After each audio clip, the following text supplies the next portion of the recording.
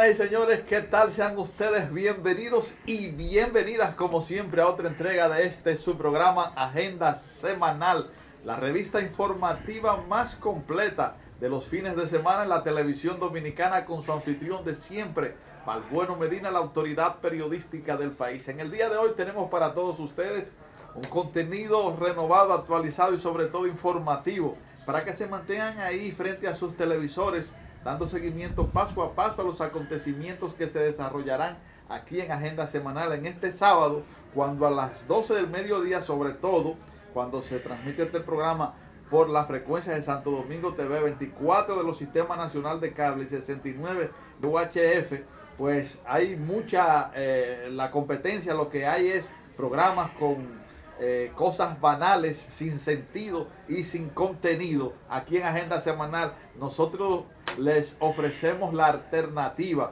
para que usted se oriente, se informe y esté debidamente edificado de todo lo que ha acontecido durante esta semana y las perspectivas de la semana siguiente y de todo el mes. De manera que esto es Agenda Semanal, siempre marcando la pauta en la televisión informativa en la República Dominicana. Señores, y dos acontecimientos importantes en términos, podríamos decir, políticos.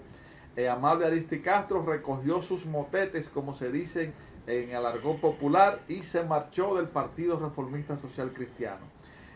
Aunque su renuncia fue dirigida a lo que es la estructura alta del Partido Reformista Social Cristiano, porque él era miembro de su comisión presidencial, pues Amable Ariztí Castro presentó renuncia y se da como un hecho porque ya se había anunciado previamente que dirigirá el partido La Estructura. El partido La Estructura, que lidera actualmente el licenciado Andrés Van der Holst, que ha sido un aliado primero del Partido Reformista Social Cristiano cuando Joaquín Balaguer estaba a la cabeza, y luego con el Partido de la Liberación Dominicana ha estado pues participando en los diferentes procesos electorales que se han producido en el país. De manera que este es un paso que da Amable Ariztí Castro, que puede afectar mucho al Partido Reformista Social Cristiano, que hacía pues el intento de recomponerse dentro del espectro político nacional. Veremos a ver qué va a suceder, pero Amable Ariztí Castro es un zorro político y vio que a lo interno de esa organización política su carrera estaba en peligro, porque lo habían excluido de las tomas de decisiones, tanto a él como a sus seguidores a nivel nacional, a pesar de que las diversas encuestas que se han hecho en el país daban a Amable Ariztí Castro como el virtual candidato, el de más posibilidades de cara a las elecciones presidenciales del año 2016, y también que serán congresuales y municipales en ese mismo año. Otro caso fue el de el senador Félix Bautista, cuyo proceso que se le lleva en la justicia dominicana fue aplazado para el 29 tras un incidente que se presentó por parte de la barra de la defensa y que obligó al magistrado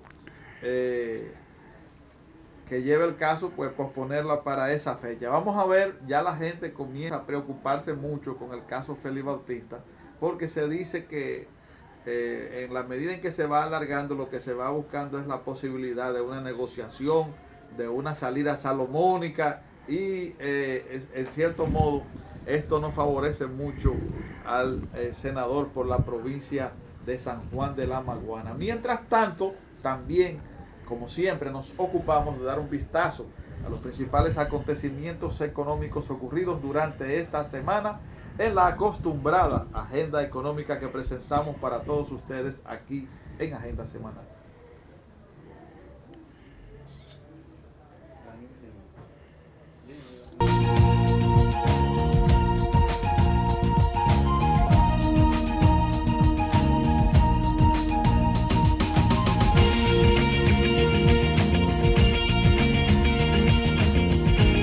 Señores, esta sesión es la última que hago ya en este programa, porque a partir de la semana que viene será José Gabriel Beato, quien pues conducirá esta sesión económica. Estudia comunicación, es mi hijo y pues será encargado de ella, de manera que esta será la última. Mientras tanto, señores, el gobierno dominicano hizo una colocación de bonos soberanos en el mercado global de capitales por un monto total de 2.500 millones de dólares. Estos bonos se colocaron en dos tramos, uno de 1.000 millones de dólares en bonos a 10 años a una tasa de 5.50% y una de 1.500 millones de dólares en un bono a 30 años a una tasa de 6.85%. El economista Pavel Isa Contreras calificó de positiva la colocación de los 2.500 millones de dólares por parte de la República Dominicana en el mercado global de capitales, por entender que actualmente las condiciones económicas internacionales son favorables para que el país realizara esta transacción. A juicio de Isa Contreras, las noticias previas indicaban que esos bonos se utilizarían para sustitución de deuda externa e interna. El Fondo Monetario Internacional aseguró que República Dominicana registra un desempeño muy favorable con tasas de crecimiento elevadas en el último año y una importante llegada de turistas que han originado buenas disponibilidades en los mercados financieros y condiciones muy buenas. La información fue ofrecida por el director para el hemisferio occidental del FMI, Alejandro Warner, con sede en Washington. Eso explica por qué hubo esa facilidad para la colocación fácil de esos 2.500 millones de dólares en el mercado de capitales por parte de República Dominicana. Mientras que en el plano internacional, la Toyota volvió a ser el fabricante de automóviles preferido de los consumidores en el 2014, con 10,23 millones de vehículos vendidos, y retuvo la primera posición de la industria por tercer año consecutivo. En Nueva York, el petróleo de Texas de referencia para la República Dominicana se cotizaba a 47,24 dólares el barril y la onza de oro a 1.300 dólares en el mercado internacional. Y finalmente aquí, en el mercado nacional de divisas, el dólar fue comprado a 44,65 y vendido a 44,67, mientras que el euro fue adquirido a 51,33 y despachado a 51,73 pesos dominicanos por moneda extranjera. Señores, así anduvo la agenda económica de su programa Agenda Semanal. Es tiempo de publicidad, no se vayan. Cuando retornemos, en la mesa del diálogo estará con nosotros el dirigente sindical más creíble de la República Dominicana en estos momentos, el señor Rafael Pepe Abreu, presidente de la Confederación Nacional de Unidad Sindical, CENUS.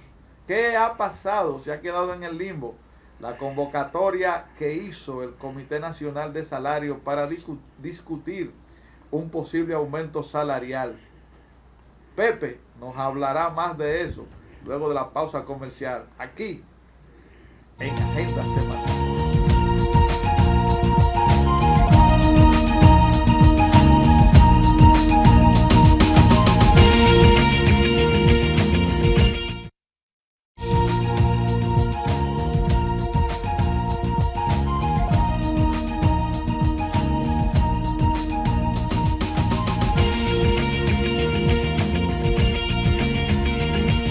Tenerle una vez más aquí en Agenda Semanal. ¿Qué tal, Pepe? ¿Cómo ha andado todo? ¿A qué obedeció, Pepe, en la suspensión o la posposición sin fecha fija de la convocatoria del Comité Nacional de Salario, que se hizo con tantos bombos y platillos antes de que terminara el año 2014? Eso fue en medio del fragor de la celebración de fin de año en diciembre, y sin embargo, cuando llegamos a enero, en esa convocatoria de repente se suspende y sin fecha ni cuándo será conocido se sabe actualmente. ¿Qué pasó ahí? En realidad, bueno, hay que decir que los empresarios no estaban de acuerdo con esa convocatoria. Esa convocatoria se hizo porque nosotros llevamos un amparo ante el Tribunal Contencioso Administrativo, Sí. contra el Comité Nacional de Salario, contra el director del comité, porque él le había dado vuelta a la convocatoria y no quería hacerla. Nosotros pensábamos que no lo estaba haciendo porque estaba confabulado con el sector empresarial y estaba alargando el proceso de convocatoria cuando fue un compromiso que hicimos previo, ¿verdad?, en la tarifa que está vigente. Sí. Cuando el tribunal iba a conocer en audiencia el recurso elevado por nosotros, como el comité sabía que por la vinculación de los firmantes de la resolución nos iban a dar ganancia de causa, Sí. entonces decidió convocar y convocó para el 14 de enero. Tal y como tú dices, se anuncia en diciembre 2014 y se convoca para enero 2015. Los empresarios que están acostumbrados al comité, porque ya nosotros no conocemos al bueno, tú sigues esa cosa y sabes que eso tiene 30 años de discusión entre nosotros y ellos. Cuando llegaron al escenario, alegaron, primeramente, no conocer, según ellos, el motivo de la convocatoria. O sea, ellos no la conocían, no conocían el motivo. No conocían los documentos depositados por los sindicatos justificativos de la solicitud de aumento. Y tampoco habían tenido... Pero no estaba pendiente la revisión que habían acordado. Claro, anunciado públicamente, todo el mundo lo sabía. Ellos lo primero, por supuesto, porque estaba dirigida a ellos. Y además alegaban que entre las asociaciones, es decir, estamos hablando de CONE, Asociación de Industria, Copardón, otros, no se habían puesto de acuerdo en quiénes iban a ser los representantes de ellos en el comité. Estaba bueno que el comité se constituye con los empresarios, con los sindicatos y con el gobierno. Exacto. Cuando se juramenta el comité, es que entonces adquiere ya la capacidad de abordar el tema de la revisión de la tarifa. Perfecto. Entonces, con esos argumentos, los empresarios retrasan la convocatoria. Hay un asunto que es importante, y tú lo decías, el hecho de que se posponga sin fecha fija. Es decir, que se diga, mira, le damos un tiempo a los empresarios para que ellos revisen su situación, propongan a sus representantes, lo presenten, pero que el director no fijara entonces una fecha. Para decirle a ellos, por ejemplo, claro, para que tal fecha nos lamentemos y luego comencemos a discutir. Exacto, pese a que se lo advertimos, va en contra también de la posibilidad de que las cosas se hagan en los plazos convenidos. Sí. Por eso nosotros dimos la semana por concluir. A partir de la semana que viene, ya el movimiento sindical tomará medidas de presión, tiene que tomarla, dirigida a que de manera definitiva los empresarios hagan el nombramiento de sus representantes, constituyamos el comité y comencemos la discusión. ¿Qué tipo de mecanismo de presión? Vamos a tener que usar la vigilia, la marcha, el piquete, cuestiones que no debían usar, pero que ante una actitud en la que se pretende, como lo que tú decías, como dejar en el limbo la cosa y darle tiempo al tiempo, nosotros no tenemos más alternativa que actuar así. Hay que entender esto. Los empresarios quieren, Balbueno, bajo todos los medios, llevar esto hasta julio de este año. Sí. Porque sabe que en julio que se cumplen los 2 años.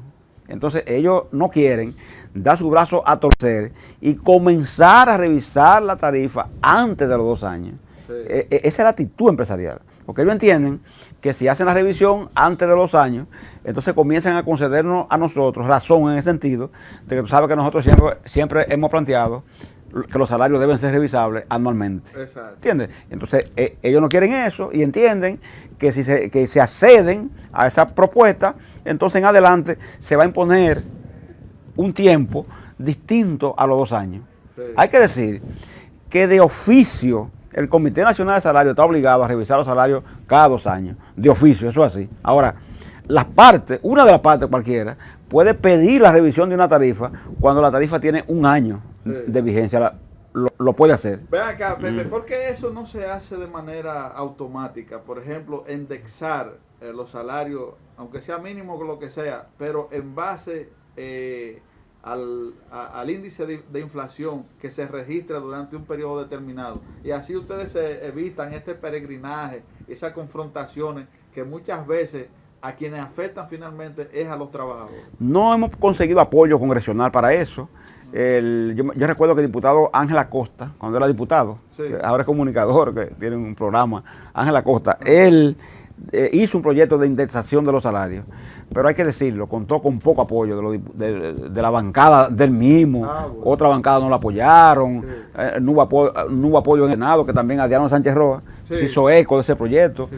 pero se quedaron solos los legisladores que plantearon eso, porque los empresarios, porque muchos empresarios financian comenzaron un peregrinaje como hacia el Congreso y de repente el proyecto se archivó se cayó. y jamás se habló de él. Pepe, vamos a hablar de qué manera esto afecta también las discusiones que se han abierto en el INTEC con relación a la posible reforma del Código Laboral.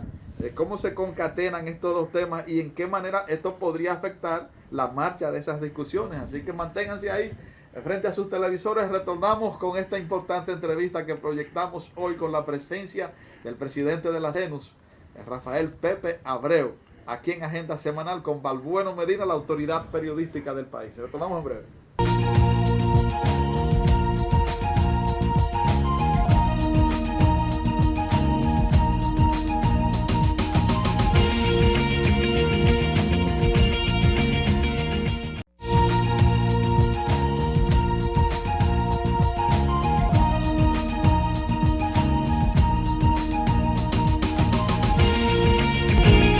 Bien, señoras y señores, gracias por permanecer ahí dando seguimiento a esta importante entrevista que presentamos en el día de hoy con la presencia del presidente de la Confederación Nacional de Unidad Sindical, el señor Rafael Pepe Abreu. Recuerden ustedes que en la Hermanas Mirabal en Villa Mella 270 está Faro Mueble, que continúa pues tirando por la ventana todos los artículos que le quedaron del año pasado a precios baratísimos, ni regalado que fuera ahí en Faro Muebles. Diversos artículos electrodomésticos ustedes pues los encuentran rebajados de precio durante todo este mes de enero y febrero ahí en Faro Muebles, con teléfono 809-568-5652. Faro Muebles, donde las facilidades verdaderamente se ven. Y recuerden que estamos permanentemente en las redes sociales,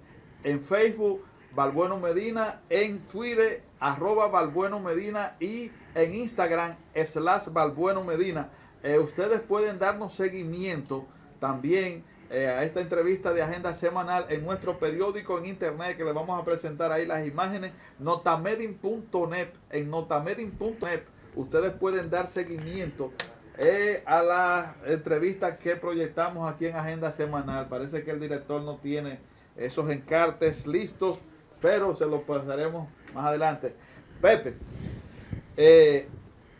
la pregunta que dejábamos en el segmento anterior: ¿en qué medida esto que ha sucedido con la convocatoria del Comité Nacional de Salarios podría afectar esas negociaciones que se llevan a cabo en la INTEC con la mediación de esa universidad y el CES para la discusión del Código de Trabajo? Es muy importante esa pregunta, Balbuena, porque me permite aclarar una situación que la gente a veces confunde, porque no ve en el escenario a los mismos actores. Exacto. En el Comité de Salario, y después no ve en INTEC, entonces piensan que es lo mismo. Sí. Entonces, en realidad, lo que tú preguntas es inteligente, porque precisamente los empresarios andan por ahí. Mira, ellos creen que nosotros tenemos que hacer vinculante la negociación en el Comité Nacional de Salarios por el tema de los salarios mínimos con la discusión del Código Laboral.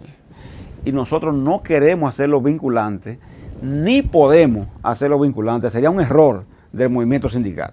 Por lo siguiente, tú sabes que los salarios mínimos, quieran ellos o no quieran, cada 2 años hay que revisarlo en el sector privado. Eso es quieran ellos o no quieran. Es un asunto que ellos pueden resistirse, dar vuelta, pero en definitiva hay que hacer la revisión. Perfecto.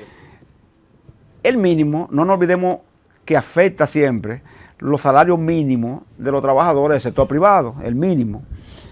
Una gran cantidad de trabajadores no se benefician de los salarios mínimos, de los aumentos de salarios mínimos. Quedan excluidos porque por razones técnicas, de jerarquía, ganan menos del mínimo establecido.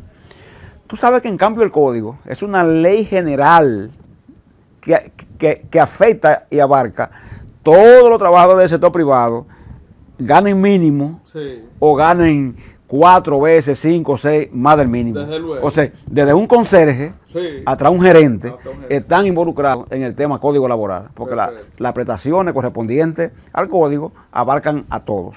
Entonces, ¿qué quieren ellos?